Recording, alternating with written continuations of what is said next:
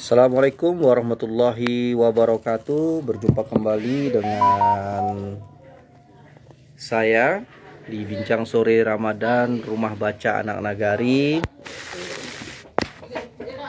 Hari ini kita akan membahas tentang mendiskusikan tentang sastra, apresiasi seni pertunjukan. Baik, Adun sudah bergabung. Baik, kita coba untuk menerima Adun. Mudah-mudahan tidak ada masalah. Oke, alhamdulillah. Assalamualaikum, Dun. Waalaikumsalam. Apa kabar? Alhamdulillah. Adun, apa kabarnya nih? Baik, alhamdulillah. Baik, alhamdulillah ya. Baik, Dun. Kita sudah motong 5 menit ya. Kita mulai aja, Dun ya. Iya. Baik. Assalamualaikum warahmatullahi wabarakatuh. Selamat sore, sahabat Rumah Baca. Berjumpa kembali di Bincang Sore Ramadan di tanggal 31 Maret 2024, ya, tepatnya di hari Minggu. Hari ini kita akan mendiskusikan bersama narasumber kita, seorang dosen, seorang penyair, dan juga pimpinan dari komunitas seni koplet di Kota Padang Panjang. Jadi ini memang temanya adalah sastra, apresiasi seni pertunjukan. Ya, karena ini bidangnya oleh Adun ya. Jadi narasumber kita adalah Bapak Dr. Sulaiman Junaid, atau ya teman-teman biasa memanggilnya Adun. Itu bahasa Aceh ya, bahasa Aceh, abang artinya. Iya. Baik. Iya. Dun, apa kabar Dun? Sehat, alhamdulillah. Alhamdulillah. Jadi mudik atau tetap di Padang Panjang nanti, Dun? Tetap di Padang Panjang sepertinya. Padang Panjang ya. Iya. Baik, Dun. Baik, sabar membaca. Baik, Dun. Ini mungkin teman-teman kan ada juga yang dari luar yang mungkin menyaksikan ini. Ya, ada baiknya Adun memperkenalkan diri, ya, dan aktivitas apa yang sedang dilakukan di akhir-akhir ini, Dun. Dipersilakan, Dun. Ya, baik, terima kasih. Memperkenalkan diri kayaknya agak sungkan kita ya. Yang jelas nama seperti yang disebutkan Adinda Hasan tadi, saya orang Minang asal Aceh. Minang asal Aceh. Bukan orang Aceh yang tinggal di Minang, tapi orang Minang asal Aceh.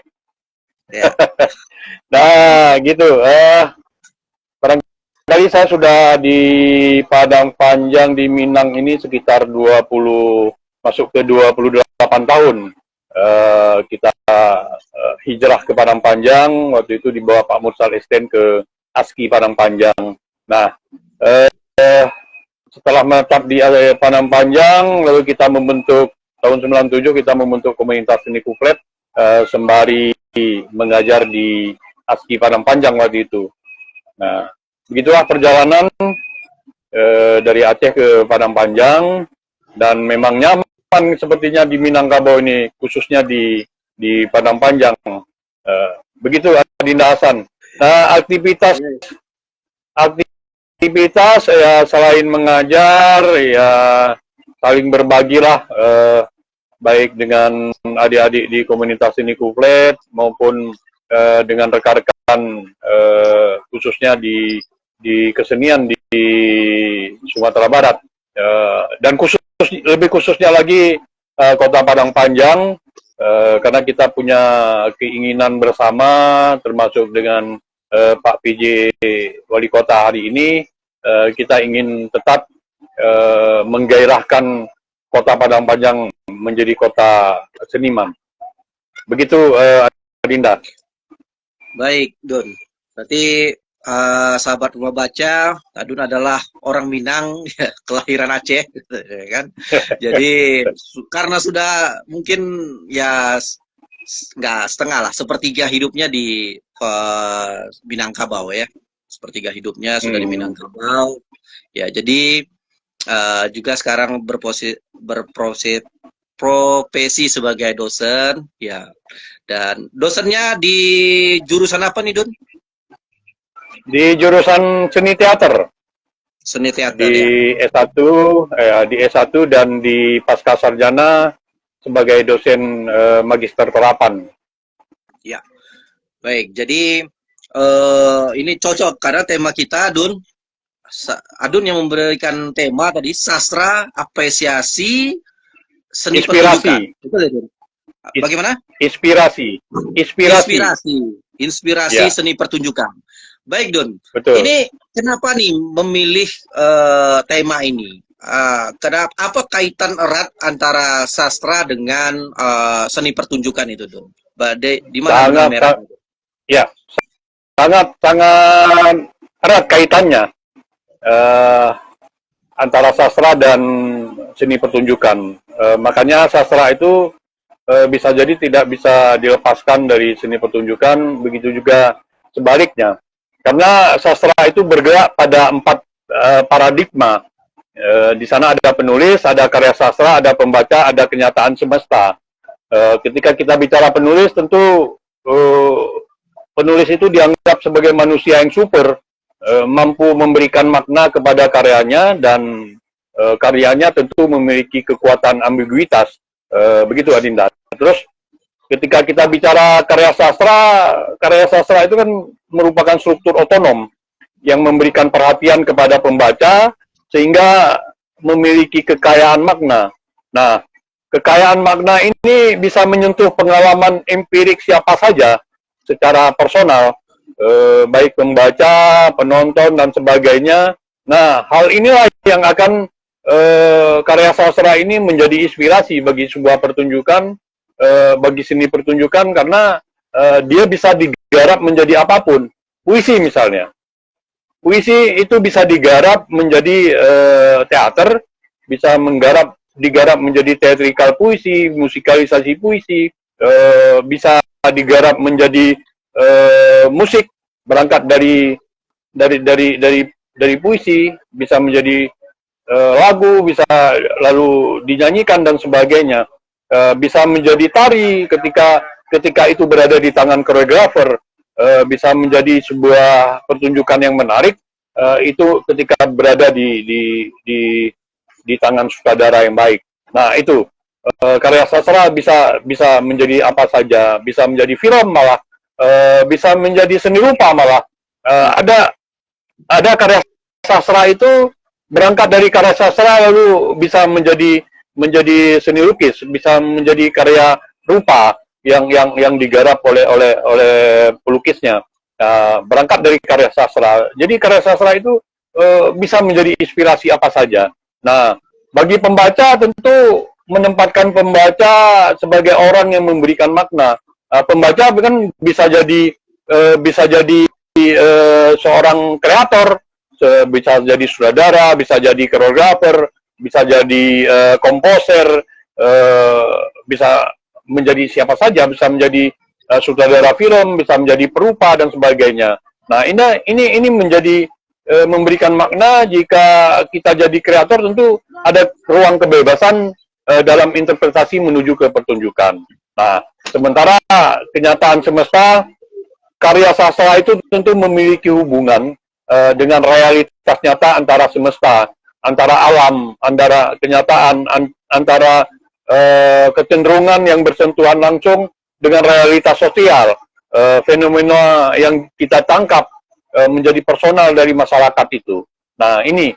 Jadi 4 elemen ini, paradigma ini tentu menjadi sebuah gerakan yang akan dibangun dalam ruang-ruang karya sastra yang menuju ke pendekatan empiris, pendekatan ekspresi, menghubungkan karya sastra dengan pengarangnya, lalu pendekatan objektif, karya sastra menjadi sesuatu yang mandiri, karena silakan pembaca memaknainya dengan merdeka.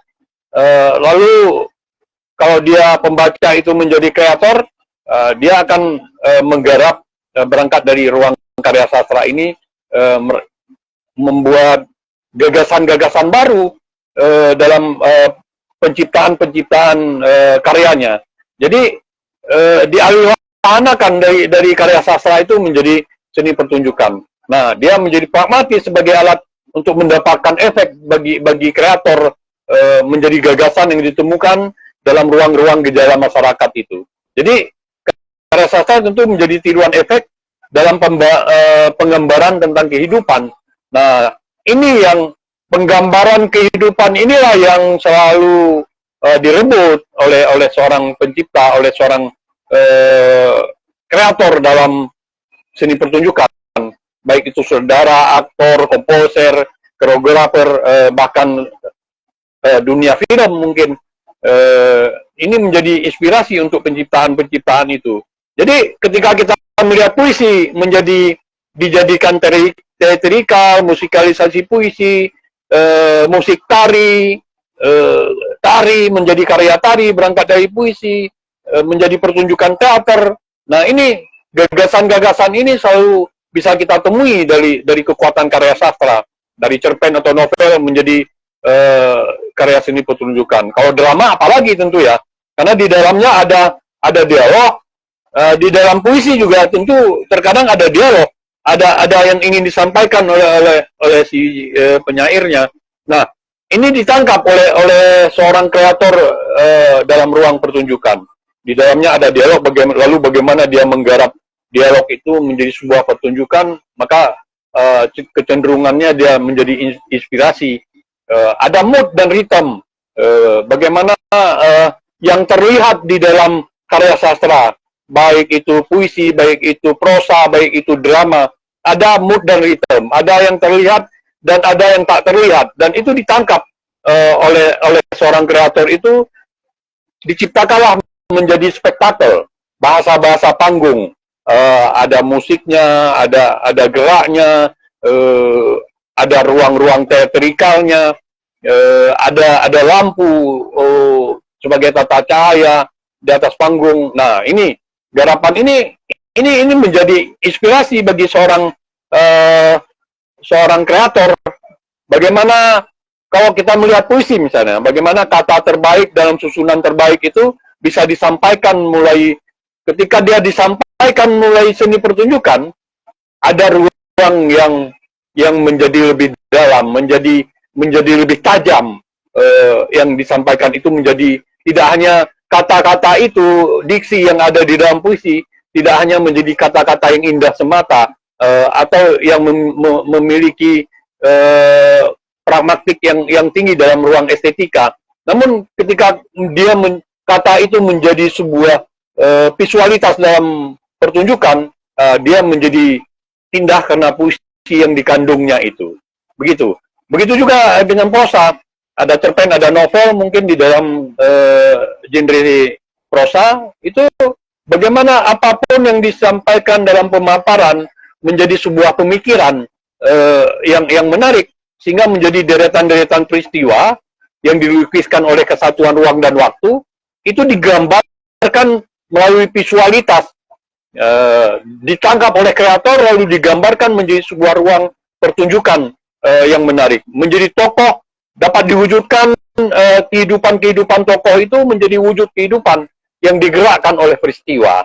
Nah, begitu juga ketika kalau naskah drama apalagi ya, di dalamnya sudah ada tekstur, sudah ada ruang-ruang teks menjadi ruang teks pertunjukan, tidak hanya menjadi teks sastra lagi. Di dalam naskah drama. Nah, ada menciptakan realitas baru, bahasa baru, karakter baru, peristiwa baru, dan konflik baru yang diciptakan, dilihat dari karya sastra itu, lalu dia temui bahasa baru, realitas baru, karakter baru, peristiwa baru, dan konflik baru ditemukan oleh rekan-rekan yang menggarap menjadi sebuah pertunjukan. Maka gerakan-gerakan peristiwa itu menjadi kesadaran realitas bagi seorang pembaca dan penonton, sehingga diolahlah kata menjadi medium bahasa yang berangkat dari ide itu tadi. Begitu sementara Adinda. Baik, Don. Jadi memang padat ini, Don. Jadi secara ini kan eh, kita menganggap terkadang bahwa buah-buah sebuah karya, misalkan kita contohkan ya, karya perfilman, itu terkadang orang sih memotongnya itu bukan sebuah karya yang berangkat inspirasinya dari karya sastra. Padahal itu bisa jadi itu kan memang dari karya sastra difilmkan seperti itu. Don, apakah kita bisa mengatakan bahwa seorang sutradara, ya sutradara film, ya itu seorang sastrawan? Ada yang memang seorang sutradara film itu berangkat dari seorang sastrawan, sehingga dia menulis naskah skenario, lalu dia sendiri yang membuat menggarap dia menjadi film. Tapi tidak semua seorang sutradara film itu adalah sastrawan. Sama dengan teater barangkali. Teater juga begitu. Tapi hampir rata-rata kita melihat seniman-seniman masa lalu itu memang menjadi seorang sutradara teater itu otomatis juga dia adalah sastrawan, dia penulis naskah lakon. Begitu juga dengan sutradara film masa lalu gitu, dia juga berangkat dari seorang aktor, dia juga seorang penulis skenario, lalu dia menjadi sutradara. Saya kira kalau ruang ini ada dalam seorang sutradara, baik film, teater dan sebagainya itu, baik koreografer, baik perupa, kalau ruang kesastraannya tinggi, saya kira karyanya akan lebih berkualitas. Begitu Adinda. Ya. Berarti seperti itu ya, Don ya. Berarti kalau saya melihatnya, karya-karya masa lalu itu kebanyakan diangkat dari sebuah roman-roman. Itu kan karya sastra itu. Film-film yang terjadi masa lalu itu kebanyakan ya dari roman-roman, dari novel atau apa baru diangkat menjadi sebuah film ya. Nah, jadi itu kan dilakukan oleh wahana. Itu dilakukan oleh wahana, mereka membaca naskah drama dulu, dari naskah drama itu atau dari novel atau dari cerpen atau dari puisi, kan banyak juga yang berangkat dari itu. Lalu dialihwanakan menjadi skenario film. Jadi ketika sudah jadi skenario film baru di-tag, baru dimainkan, lalu diambil gambar, dilakukan perekaman terhadap ruang-ruang menjadi film. Saya kira begitu Adinda. Baik, jadi sahabat rumah baca, jadi kita tidak bisa mengebelakangkan sastra ya, karena berarti ya banyak sisi-sisi yang kita lihat sekarang adalah sebuah berasal dari sebuah karya sastra pastinya kan, karena di situ tadi Adun jelaskan ya, di situ ada ruang-ruang yang untuk berekspresi ya, bertentang sosial, masyarakat, semua itu ada di kehidupan di karya-karya ya film ataupun seni pertunjukan seperti itu. Berarti memang tepat bahwa sastra itu adalah inspirasi dari seni pertunjukan. Baik Dun, boleh tidak cerita Dun, bagaimana Adun beraktivitas atau membuat, Adun kan juga nih seorang pimpinan dari seni kuplet dan juga terkadang menuliskan ya cerita di pertunjukan ya untuk itu apakah hal itu Adun lakukan, bagaimana proses kreatif yang Adun lakukan biar kita lebih memahami apa menulisnya terlebih dahulu dalam bentuk apa, seperti apa, bagaimana itu Dun kalau Adun membuat proses kreatifnya? Terima kasih Adinda. Ini yang kenapa sastra jadi inspirasi bagi seni pertunjukan. Memang ini berangkat dari pengalaman empirik saya. Pengalaman empirik saya yang selalu tidak lepas dari sastra, yang berangkat baik itu sastra yang berangkat dari kearifan lokal daerah kita masing-masing yang sangat kuat itu, lalu kita jadikan puisi, jadi puisi dari puisi. Ada garapan-garapan proses kreatif saya itu berangkat dari lokalitas keacehan, lalu saya jadikan puisi, puisi itu lalu saya jadikan naskah lakon. Naskah lakon menjadi sebuah pertunjukan, menjadi sebuah teatrikal puisi misalnya, pertunjukan teater kontemporer misalnya. Nah, ini yang saya katakan tadi, sastra jadi inspirasi bagi seni pertunjukan. Dari naskah kearifan lokal tradisi kita, lalu jadi puisi. Dari puisi itu kita alihwahanakan kembali menjadi naskah lakon, lalu digarap menjadi sebuah seni pertunjukan. Dari puisi itu jadi musikalisasi puisi. Itu kan juga menjadi sebuah pertunjukan yang berbeda. Dari puisi itu menjadi pertunjukan puisi pertunjukan. Itu juga berbeda. Nah, hal-hal inilah yang proses-proses kreatif seperti ini yang kita lakukan. Atau bahkan dari naskah cerpen. Naskah cerpen dari ada satu cerpen saya dulu saya ambil dari cerpen itu saya jadikan naskah monolog, lalu dari naskah monolog itu menjadi sebuah pertunjukan teater. Nah, ruang-ruang seperti itu sampai hari ini di komunitas Kuplet terus kita lakukan, baik dengan adik-adik, sehingga di Kuplet itu lebih cenderung mementaskan karya-karya sendiri, baik adik-adik yang sutradara muda hari ini juga berangkat. Saya berharap adik-adik juga saya sampaikan ke mereka, Anda harus mampu menulis karya sastra. Dari menulis karya sastra Anda itu yang Anda garap menjadi sebuah pertunjukan.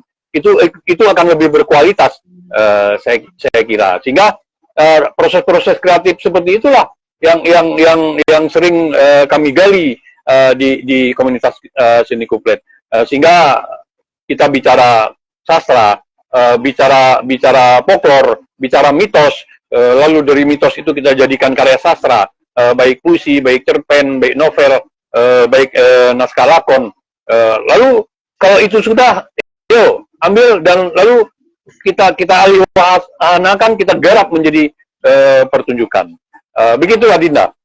Ya, Don, jadi pertanyaan selanjutnya, apakah ada sebuah naskah lakon tadi yang Adun katakan beranjak bukan dari karya sastra? Bisa? Dia menjadi teks pertunjukan. Ada kawan-kawan teaterwan, mungkin juga film atau apa itu tidak berangkat dari karya sastra, tapi dia langsung menjadi teks pertunjukan. Bisa aja dia membuat rumus seperti rumus saja. Kalau karya-karya tradisional itu dia hanya membuat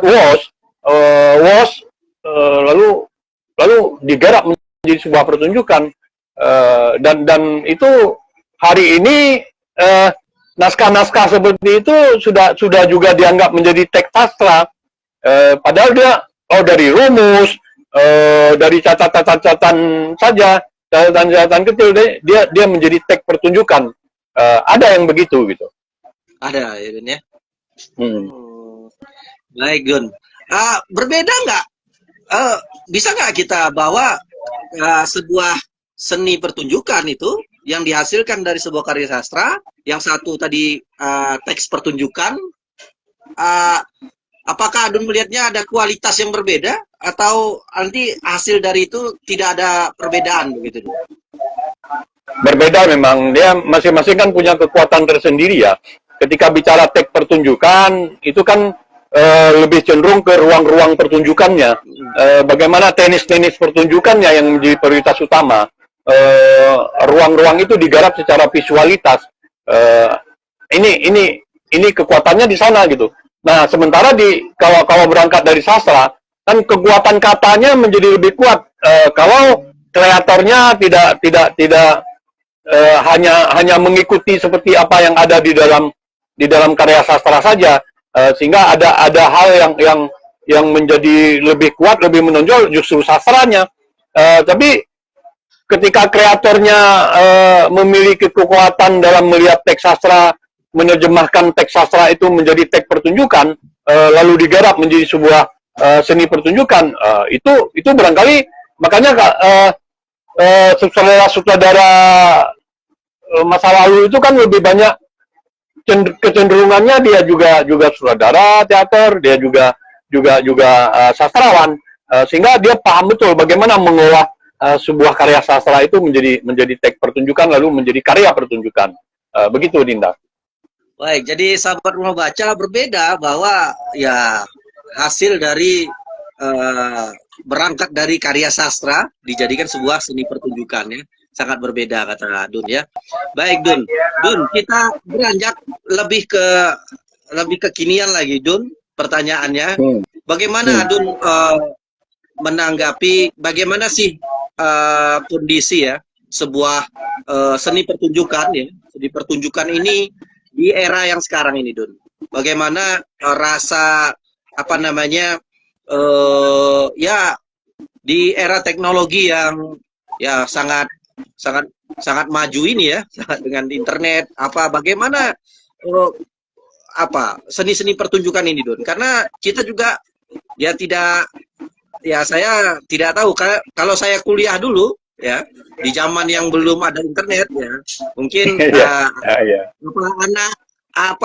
anak didik Adun ya, Bang Win itu kalau kami masuk dulu pertama anak kuliah masuk itu pasti mereka akan menggarap sebuah teatrikal itu untuk dipersembahkan kepada adik-adik mahasiswa baru, nanti di ruang nanti mereka akan menonton itu untuk acara malamnya gitu. Nah, tetapi apakah itu budaya itu ada lagi atau bagaimana? Saya nggak ada cek ya, mungkin sudah mulai menghilang ya, dan orang-orang teater mungkin juga sudah tidak seperti orang teater yang dulu juga kan ada di sana gitu ya untuk membuat sebuah pertunjukan seperti itu. Bagaimana Dun? Tanggapan Adun di era yang digital ini Dun? Bagaimana seni pertunjukan, wajah seni pertunjukan sekarang? Ya saya kira kan kita nggak boleh tertinggal ya. Ketika bicara ruang-ruang digitalisasi, kita tidak boleh menisbikan itu, saya kira. Walau bagaimanapun kita tetap harus paham bagaimana pertunjukan dalam masa digitalisasi hari ini. Ruang-ruang seperti itu ya harus kita tangkap, harus kita ikut serta lah, kita masuk ke ruang itu. Bagaimana pertunjukan tidak hanya lagi di atas panggung, pertunjukan sudah pindah ke ruang-ruang media yang lain pada hari ini. Jadi teknis-teknis mediasi seperti itu ya harus kita masuk ke ruang itu, harus tidak boleh kita menisbikan lalu kita tidak mau tahu dengan ruang itu, karena generasi Z hari ini mereka sudah sangat pasif dengan ruang itu. Tidak menonton tidak hanya lagi di panggung, sudah bisa secara daring. Nonton pertunjukan teater sudah bisa secara daring. Memang ada sisi yang hilang sih. Ada ruang-ruang yang hilang antara panggung dan ruang digitalisasi ini. Media digital itu tentu ada ruang yang hilang. Tapi tidak boleh kita meninggalkannya juga. Walaupun ada ruang yang hilang, tetap kedua-duanya harus kita akumulasi dalam sebuah bagaimana seni dan teknologi itu dalam ambisiusme itu ya, ambisiusme itu harus kita pahami dan kita harus masuk ke ruang itu kalau ingin kita tetap berada dalam kancah ruang seni pertunjukan. Kalau tidak, barangkali kita juga sudah ditinggal hari ini. Kita tidak harus berada di Bogor. Saya tidak harus berada di ruang rumah baca anak nagari untuk membuat sebuah pertunjukan. untuk diskusi seperti hari ini, kalau dulu kan saya harus ke rumah baca anak nagari baru bisa terjadi ruang diskusi. Hari ini kan tidak lagi begitu gitu. Kita harus paham itu dan kita harus masuk ke ruang itu dan kita harus sadar bahwasannya teknologi tidak boleh kita nisbikan. Saya kira begitu. Jadi memang ada yang hilang memang ketika pertunjukan di panggung dengan pertunjukan secara daring. Tapi itu harus kita tetap kita akumulasi menjadi sebuah ruang seni pertunjukan yang medianya menjadi berbeda dengan masa lalu, saya kira. Begitu, Adinda. Baik, sabar membaca ini sangat menarik ya. Berarti saya pikir seni pertunjukan akan kurang ya. Tidak ada lagi karena ruang-ruang itu kan sudah tidak ya. Kalau saya katakan ya dulu yang nonton seni pertunjukan itu kerajaan-kerajaan, raja ya, yang nonton itu. Tetap baru diturunkan, baru sekarang sudah tersekat dengan ruang digitalisasi. Tetapi Adun mengatakan ya kita tidak bisa bahwa seni dengan seni pertunjukan dengan teknologi juga harus berdampingan, tidak bisa. Jadi bagaimana itu, Dun? Apakah memang sudah ada? Saya belum pernah juga lihat bagaimana seorang teater ya mengadakan suatu show ya pertunjukan itu ditonton secara live. Ada nggak memang channelnya, Dun? Atau bagaimana bentuknya? Ada live streaming melalui YouTube, ada live streaming melalui IG dan sebagainya itu disiarkan langsung begitu.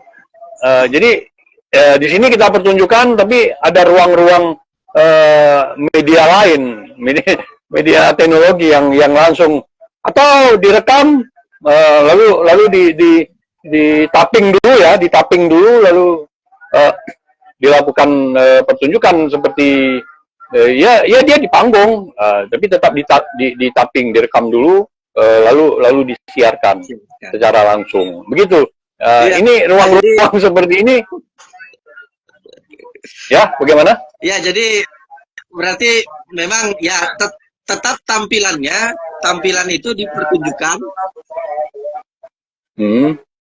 Tetap tampilan itu dipertunjukkan ya di ruang-ruang pertunjukan, tetapi penonton tidak hadir di situ. Bisa jadi di video ya Don ya, atau di live ya secara live. Ya, tapi memang saya membayangkan, saya belum pernah juga nih ada suasana. Saya sempat nonton teater Don, ya atau teater O itu ya di kampus ya. Rasanya gelapnya ruangan itu berbeda, suasana gelap ruangan itu ketika nonton langsung. Kalau saya bayangkan harus nonton dengan streaming ya, yang nonton di tidak dalam satu ruangan ya. Tetapi mungkin kita ya mungkin suasananya aja, tetapi kan makna dari seni pertunjukan itu dapat ditangkap ya, apa yang mau disampaikan dari seni pertunjukan itu. Don, kita pertanyakan selanjutnya, Don. Adun kan tadi mulai di tahun 96 atau seni kuplet, Don? Tahun berapa, Don? 2000 berapa? 97. 97. Yeah. Don, apa yang mendasari Adun masih tetap eksis untuk membina biasanya itu orang-orang kampus, Don ya, yang menjadi anggotanya ya. Kampus, siswa, lalu ada masyarakat biasa. Ya. Apa, Don, alasan Adun tetap eksis untuk membina mereka ya? Mungkin bisa jadi inspirasi bagi kawan-kawan, karena konsistensi itu susah sekarang ini, Don.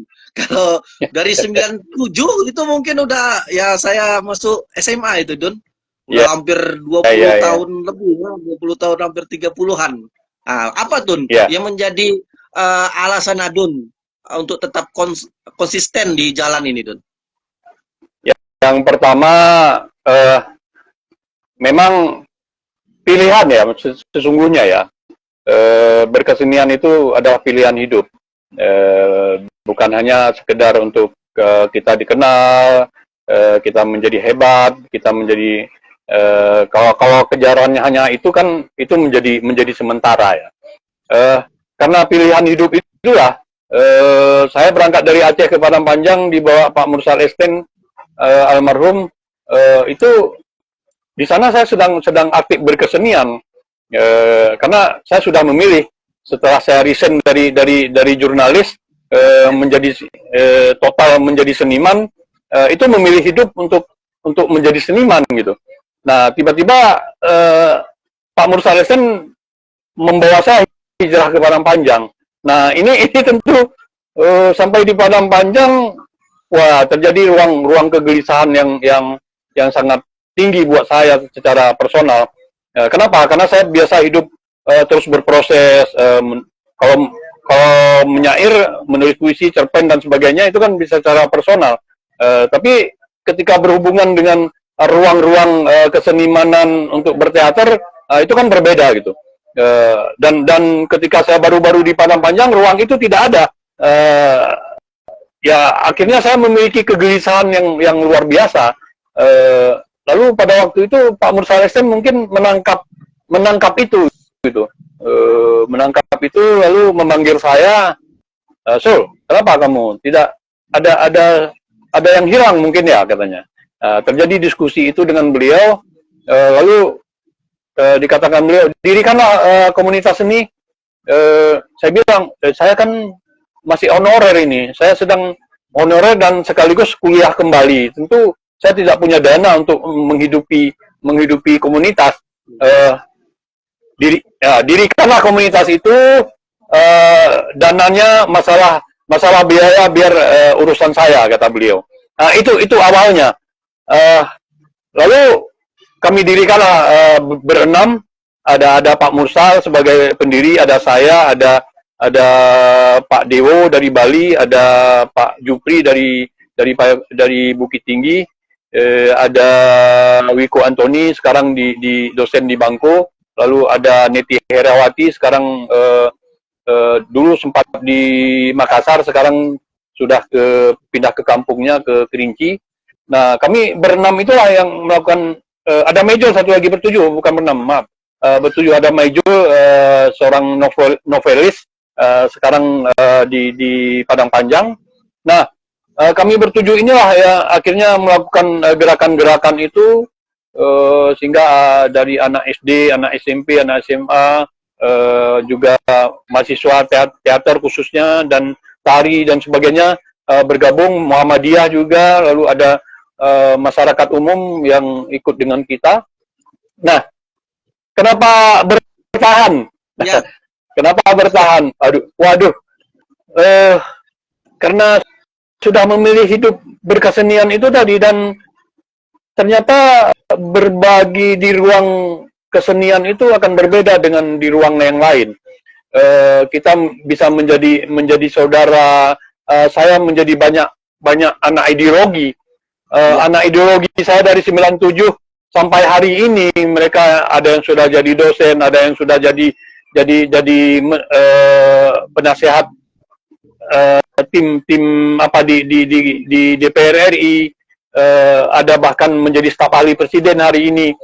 Ini sesuatu yang tidak saya duga di awalnya, sehingga ternyata dari berkesenian kita bisa memberikan sesuatu, bisa memberikan masukan buat bangsa dan negara ini dengan kesenian. Jadi anak-anak kita kalau ada dia teknik, mungkin dia pai mungkin di pendidikan agama Islam, kuliahnya, tapi ketika dia menjadi ulama, menjadi ustadz, berdiri di atas mimbar tapi dia pernah menjadi anak teater, dia pernah menjadi sastrawan, wah ini ada tajaman-tajaman yang berbeda dengan orang-orang biasa.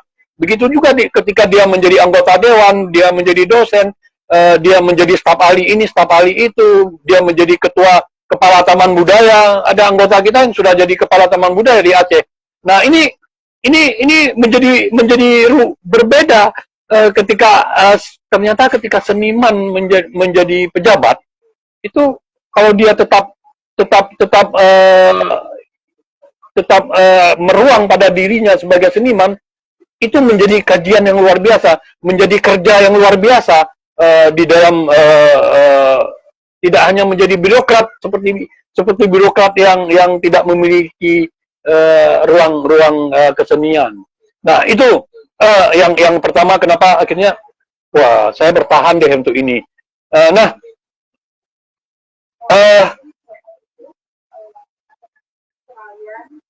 PNS bisa pensiun ketika saya sekitar 6 tahun lagi pensiun, tapi seniman tidak akan pernah pensiun. Itu saya tidak akan bingung, tidak akan kesusahan, tidak stres menghadapi masa-masa pensiun. Banyak loh Adinda orang-orang yang menghadapi masa pensiun itu menjadi stroke dan sebagainya. Itu karena loh ini apa lagi yang harus saya lakukan ya? Akhirnya mendaftar jadi caleg yang barangkali menjadi kecewa dan sebagainya. Nah, ini ruang-ruang ini barangkali membuat saya bertahan dalam ruang kesenian. Dan saya punya keinginan juga kalau saya pensiun, kita ingin Kuflet ini kita ingin membuat rumah seni Kuflet, sehingga saya tidak akan pensiun menjadi seniman. Karena seniman itu tidak akan pernah pensiun. Begitu Adinda. Apa tadi Don? Terakhir rumah apa? Cita-cita Don? Membangun rumah seni Kuflet. Rumah seni Kuflet. Ya, mudah-mudahan ya. Kanal-kanal ini bisa didengar ya sama orang-orang, ya mana tahu ada keinginan untuk itu bisa dibicarakan juga ke Adun kan, karena ini cita-cita yang mulia ya kan, karena ada sebuah komunitas seni ya itu tetap eksis. Saya salut juga Don, dari 97 sampai sekarang tetap ada ya, dan sudah menghasilkan tadi diksinya anak-anak ideologis. Itu baik Don. Ya menjadi sekalian kan ini menjadi amal ya buat kita ya. Ketika kita memberikan sesuatu yang baik kepada anak-anak, lalu anak-anak ideologi kita menjadi manusia yang berguna bagi rakyat, bagi bangsanya, bagi daerahnya, bagi negaranya. Ini kan menjadi amal yang tidak pernah berhenti untuk kita barangkali. Begitu Adinda. Ya, seperti itu juga, Dun. Ya, bagaimana ya kita, ya saya juga yang punya komunitas literasi ya, yang memang lebih concern, lebih banyaknya anak-anak ya. Ya saya secara pribadi ya saya memang belum sampai seperti Adun. Belum ada yang bercerita dia sudah jadi anggota DPR atau di mana lah, udah bekerja di mana ya, karena umurnya juga masih 7 tahun. Komunitas ini kan, Komisi Baca. Tetapi saya juga pernah dapat ya di media sosial kan, ketika saya posting kegiatan saya, lalu orang tuanya mengatakan dulu anak saya pernah berada di ruang itu ya katanya. Sekarang anak saya sudah bersekolah, berkuliah ya. Dulu anaknya pernah berada di ruang kami ini ya, untuk menikmati ya bacaan-bacaan dari buku-buku yang kami sediakan dan diskusi-diskusi yang kami lakukan. Jadi itu ya menjadi penyemangat juga bagi saya pribadi, itu bagi penyemangat. Berarti apa yang saya lakukan beberapa tahun yang lalu bisa dikenang dan bermanfaat bagi mereka ya. Baik Don.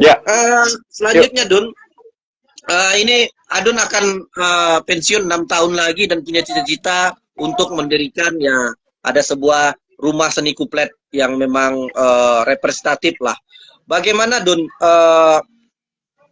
Bagaimana menurut Adun geliat dari ruang-ruang seni ya, ruang seni sekarang ini yang ada di khususnya ya di Sumatera Barat ini ya, bagaimana menurut Adun melihat bagaimana ruang-ruang seni pertunjukan ataupun gerakan-gerakan literasi ya, gerakan-gerakan sastra di periode inilah, periode sekarang ini, bagaimana menurut Adun gerakan-gerakan yang terjadi? Apakah butuh suatu perbaikan atau bagaimana? Ini mungkin kita menjadi masukan bagi kita, Don, sebagai gerakan. Kami juga Ya, komunitas yang sastra juga ada kan, gerakan literasi juga ada kan, saling beririsan semua, Don. Bagaimana, Don? ya, ya. Saya kira yang penting kan kita bisa saling jangan gini maksudnya, jangan bersaing untuk saling membunuh, nah, gitu kan? Eh, Bersaing untuk bersanding, nah, itu seharusnya gitu kan?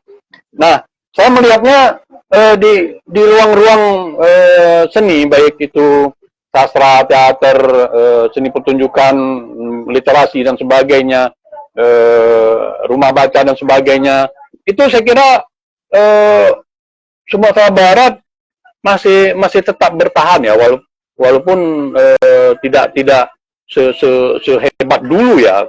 Ketika kita membaca dulu, kan Sumatera Barat luar biasa ketika kita bicara sastranya, kekuatan sastranya memang memang nomor satu di Indonesia. Tapi minimal masih ada hentakan-hentakan yang luar biasa. Banyak saya lihat generasi-generasi muda, penyair-penyair muda muncul dan sangat-sangat kuat.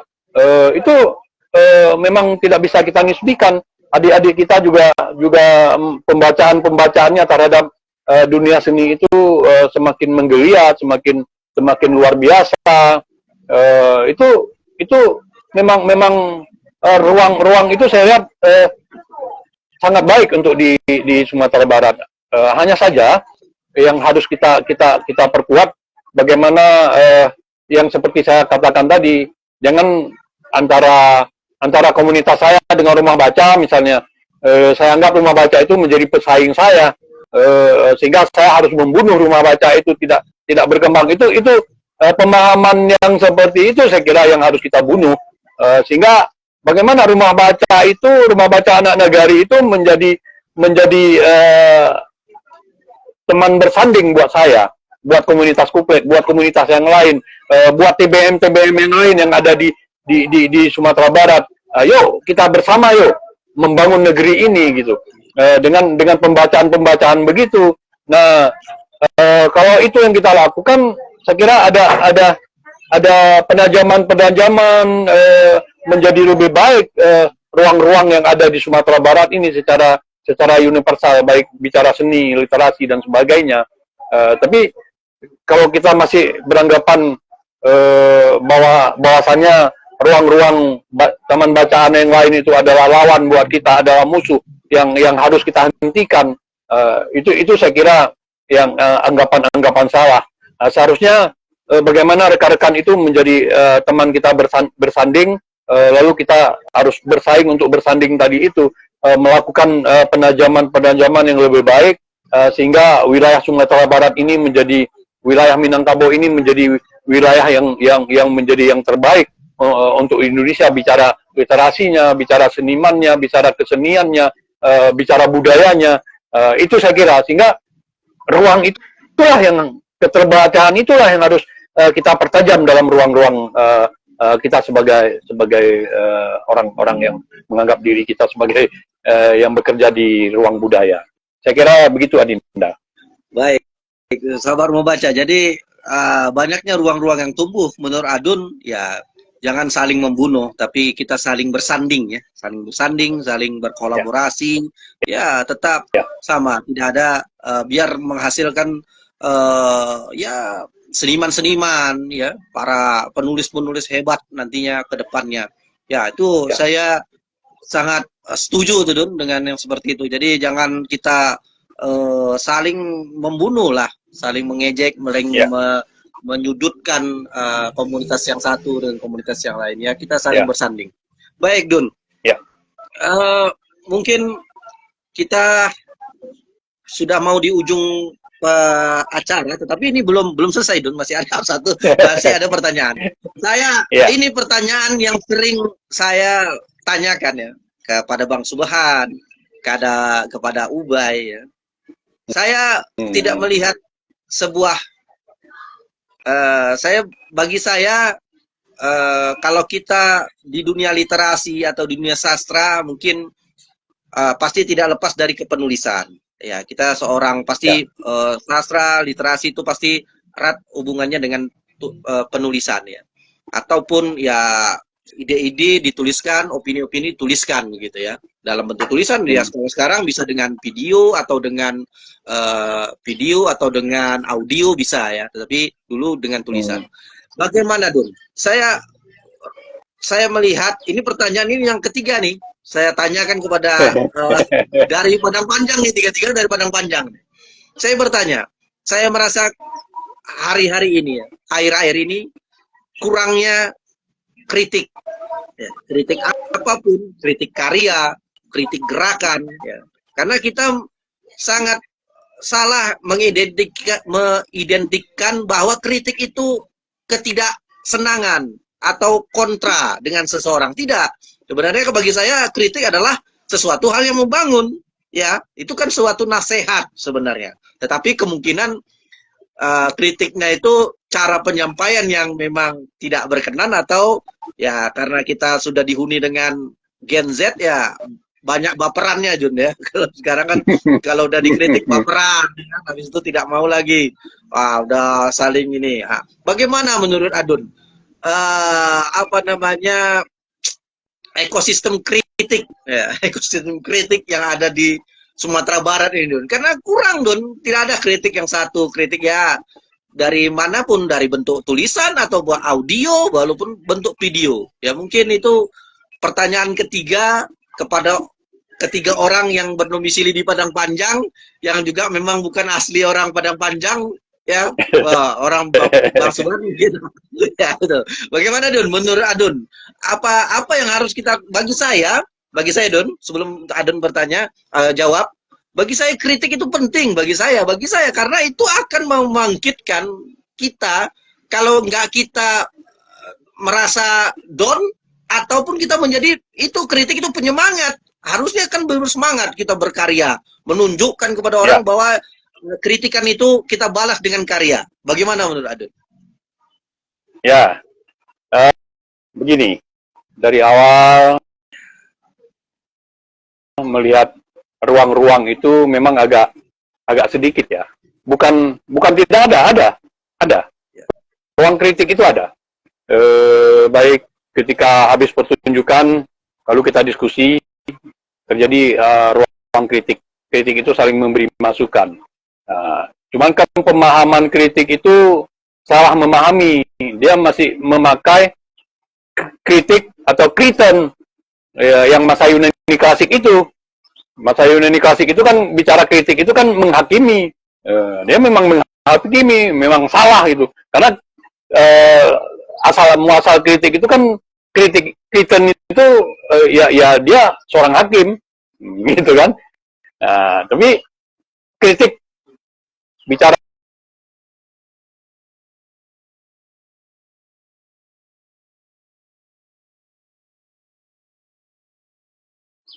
lalu menginterpretasi baik secara yang tertulis maupun audio maupun visual ya, maupun video. Nah, itu harusnya seperti itu. Lalu mengkritik kekurangannya, mengkritisi secara kekurangannya, lalu mengkritik apa kelebihannya. Nah, kalau ada kekurangannya, bagaimana seharusnya memberikan solusi? Kan itu baru kritik. Gitu. Dan makanya saya lebih suka kalau pertunjukan saya itu dikritisi, sehingga saya tahu kelemahan saya. Oh, berarti kurangnya di sini. Justru ketika kita tidak pernah dikritik, karya puisi, karya cerpen, prosa, novel, pertunjukan dan sebagainya, karena karya seni itu tidak pernah dikritisi, tentu kita tidak tahu apa kelemahan kita gitu. Jadi tidak perlu sedih lah kalau kita dikritik, diberikan kopi pahit oleh kritikus begitu. Nah, bicara kritik di Sumatera Barat, tidak hanya di Sumatera Barat, saya kira di Indonesia pun sekarang kritikus itu sangat minim gitu. Tidak banyak kritikus hari ini. Jadi pertunjukan seni itu dimanapun menjadi kurang ruang kritiknya. Kalau dulu hampir di semua koran itu kalau ada karya saya dimuat itu dikritisi oleh beberapa orang, lalu dikritisi, terjadi polemik panjang. Dari polemik panjang itu banyak masukan buat si kreator, baik itu penyair, baik itu cerpenis, baik itu novelis, baik itu dramawan, baik itu kreator di seni pertunjukan, baik itu kreator di perupa dan sebagainya.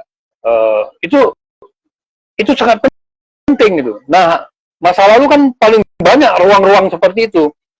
Saya juga ketika masih di Aceh, pernah di Jakarta, pernah di Medan dengan waspada dan analisa, di Aceh dengan Serambi Indonesianya, itu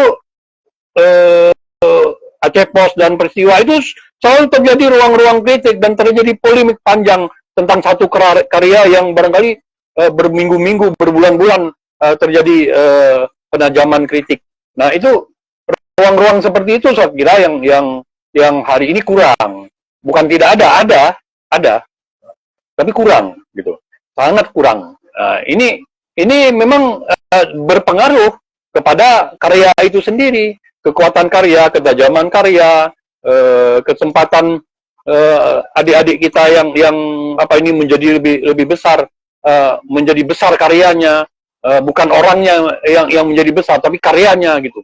Nah, di Kuplet itu yang kita lakukan. Jadi mereka menjadi narasumber, membedah setiap hari Sabtu itu mereka ketemu di Kuplet itu bisa membedah karya, bisa saling mengkritisi, saling memberikan masukan, lalu sesama mereka jadi narasumber, lalu sesama mereka mengkritisi pemikiran mereka masing-masing. Nah, ruang-ruang seperti itu menjadi ruang kolegium. Kalau di Kuplet kita jadikan ruang kolegium di setiap hari Sabtu itu untuk mengeluarkan pendapat. Semua harus ngomong, semua harus bisa menulis, semua harus bisa membahasakan pikiran-pikiran mereka. Nah, ruang seperti ini akan melahirkan kritikus-kritikus dan kita berharap memang kritikus-kritikus muda akan lahir di Sumatera Barat. Saya kira itu Adinda. Ada memang, tapi tidak banyak, tidak seramai dulu, dan bahkan ada yang kuat saya lihat beberapa kritikus hari ini, tapi tidak banyak saya kira. Barangkali itu yang harus kita ramaikan kembali. Kalau sudah memilih untuk menjadi kreator, itu susahnya. Kalau memilih menjadi kreator lalu juga menjadi kritikus, nah tetap dibaca karyanya. Maka kalau saya mengusulkan, pilihlah. Kalau sudah memilih menjadi kritikus, nggak usah berkarya lagi, tidak usah menulis puisi, tidak usah menjadi sutradara, tidak usah menulis cerpen dan sebagainya. Jadilah kritikus, sehingga mampu seperti Habib Yasin lah kan.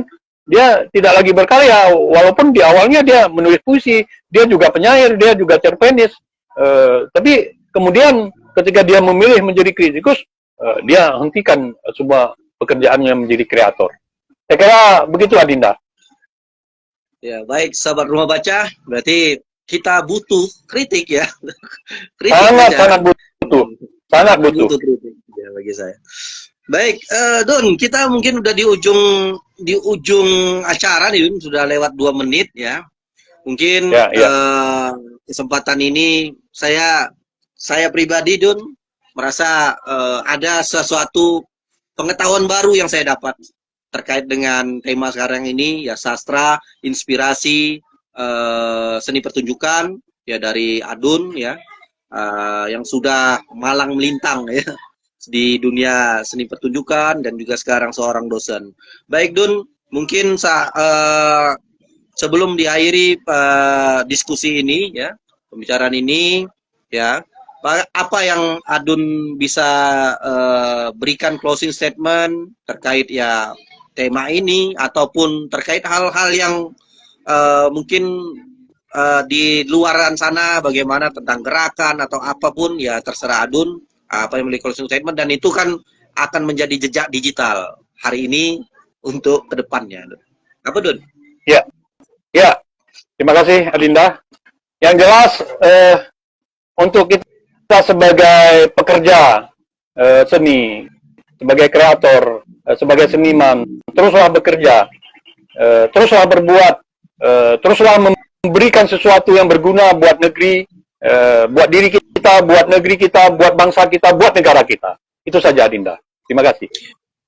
Baik, sahabat membaca, jadi teruslah tetap bergerak, tetap bekerja untuk negeri kita, ya, untuk bangsa kita. Baik, Dun, akhir kata saya ucapkan Assalamualaikum warahmatullahi wabarakatuh.